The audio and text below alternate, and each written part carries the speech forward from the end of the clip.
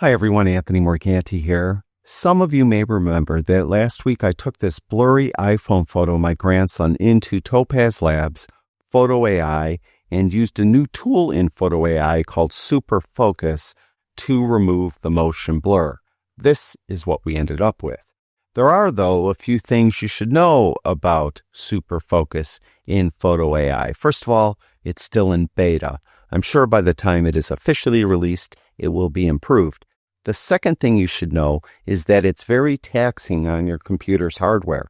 What I mean by that is that it takes a very long time to render the image. I estimate that an average-sized image on an average computer would take at least 10 minutes, probably longer to render. The third thing you should know is that it may not run on your computer at all. For example, Super Focus does not run on my iMac at all. So if it takes too long to render, or if it doesn't run on your computer at all, do you have an option? Well, yes, you can send the image up to Topaz Lab servers and have the rendering done there.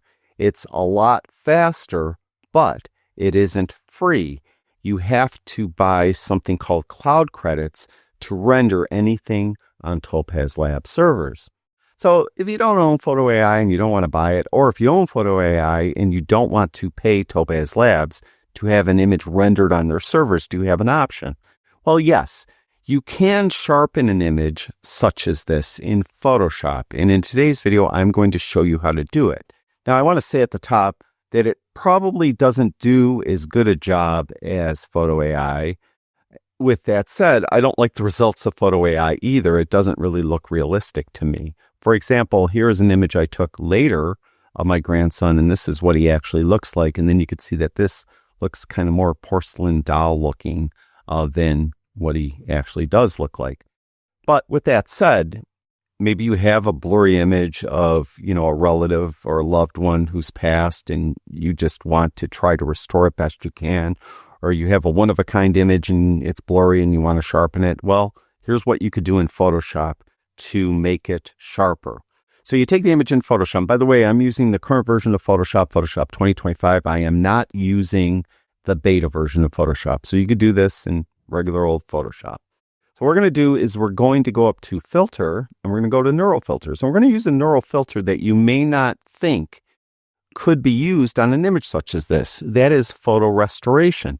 Because typically photo restoration would be used on old images that you scanned onto your computer, old prints that you scanned onto your computer that are damaged in some way, and photo restoration will repair that damage. Well, on a blurry iPhone photo, you could use it as well, or blurry photo in general. Just turn it on, and you'll notice there's 3 sliders at the top. And down here you can see it's processing on device. It doesn't send the image up to Adobe servers. It's going to do all the work right here. Now you can see that it's improved slightly. There are 3 sliders, as I mentioned. We have photo enhancement.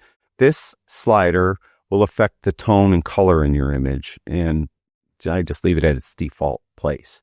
Now, enhanced face is the important one. This is the one that's going to fix the blurriness on a person's face. And how much you move it really depends on how blurry the face is. For this specific image, it was very, very blurry, and I may be tempted to max it out and let it render, and you can see what it did. But what I found is it works better if I leave it at its around its default position to begin with, and I'll show you what I'm going to do. So leave it there. Now, scratch reduction you probably won't have to do unless you actually do have a scanned print that has some scratches on it. And there's other adjustments here as well that I don't need to do on this image. Maybe your image has noise in it. You would move this slider to the right and that slider to the right. Halftone artifacts reduction. If you're shooting JPEG, you might have that issue, and JPEG artifacts reduction. So those I don't think we need to do at all. So what I do, or what I suggest you do, is leave these 2 sliders at or around their default position. Then go down here where it says output and output it to a new layer, and then click OK. Now we're not done yet, but you'll see what happens is that we have the image outputted to a new layer. I'm going to zoom in by hitting Command plus on my Mac a few times, and it's Control plus on a PC. So you can see here's before and there's after. It's better. It's definitely not as good as the Photo AI version yet. All right. Now, what we do now, or what I'll do now, is I'll run that same virtual filter again on this layer. So we'll go up to Filter, Neural Filter. And again, I mentioned, we're just going to go to Photo Restoration again, turn that on. Now, remember last time I mentioned I could have took this Enhanced Face to move it all the way up, but I found that it doesn't work as well as running this twice. So I'm doing that. You could leave photo enhancement at its default place, or if it's enhancing the tone and color a little too much, you could push it down. I'm just going to leave it right there. I think everything looks pretty good right at these default settings. We're not going to output it to a new layer this time. I'm just going to do it to the current layer and then click OK. And then it's going to render to the current layer. Now it has a selection around the image. I'm going to get rid of that by hitting Command D on my Mac, Control D on the PC. And let's zoom in again by hitting Command plus, Control plus on my computer a few times. And you can see there is before and there is after. Is it perfect? Definitely not. It's definitely not. As I mentioned, it's something you're probably going to need to use or want to use in an emergency when you absolutely have a blurry image that you want to sharpen best you can because, you know, it's important to you. In this case here, you can see he still looks like a porcelain doll compared to what he really looks like.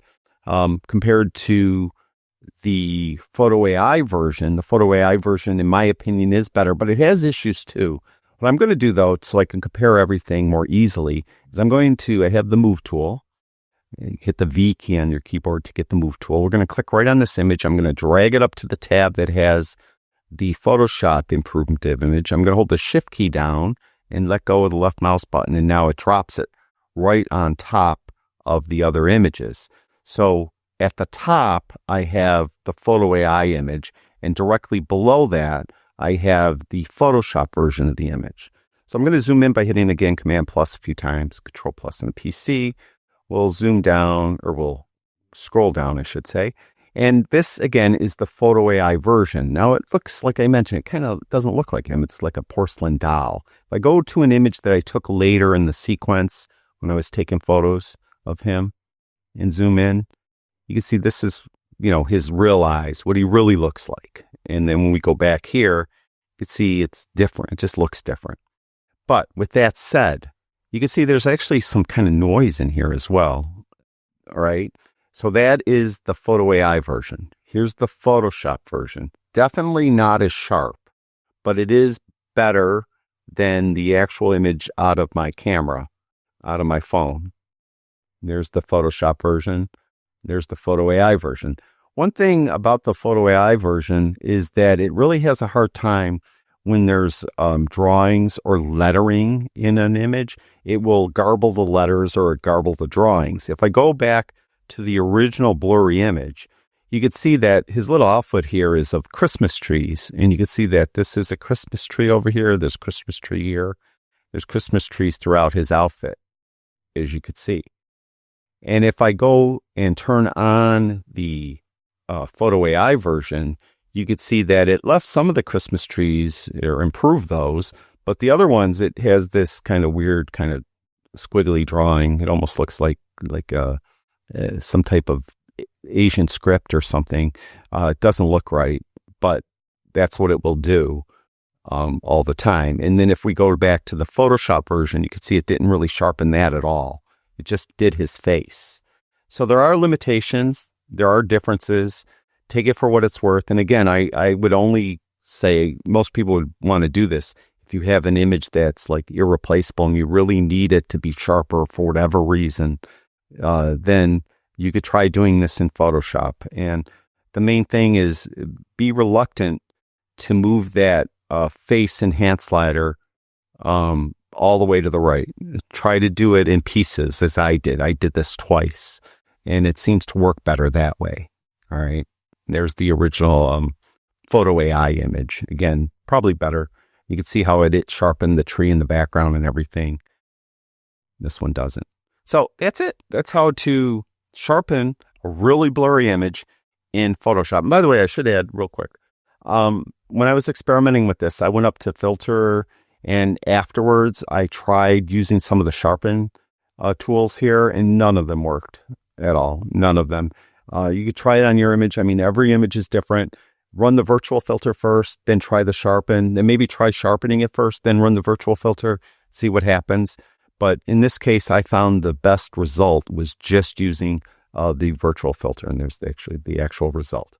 So that's it. Thank you, everyone who watches my videos. I really do appreciate it. Talk to you guys soon.